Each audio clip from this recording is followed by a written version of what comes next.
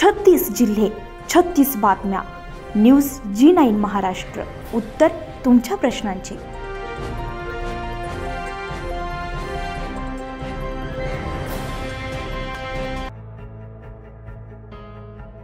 जामनेर तालुक्यात तोरणाळे, देऊळगाव, फत्तेपूरसह परिसरामध्ये क्रांतीसूर्य महाराणा प्रताप सिंह यांची जयंती साजरी केली जाते.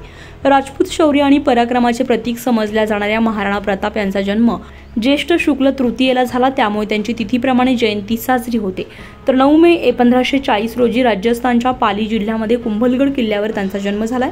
त्याचप्रमाणे 9 मे या तारखेप्रमाणे त्यांची जयंती साजरी केली जाते. तसेच प्रत्येक गावामध्ये हिंदू सूर्य महाराणा प्रताप सिंह यांच्या प्रतिमेचं पूजन करून प्रतिमेला रथामध्ये ठेवून समोर DJ बँडच्या तालासुरामध्ये त्यांची आरती केली जाते. आरती केल्यानंतर वाजत गाजत संपूर्ण गावभर मिरवणूक काढली जाते.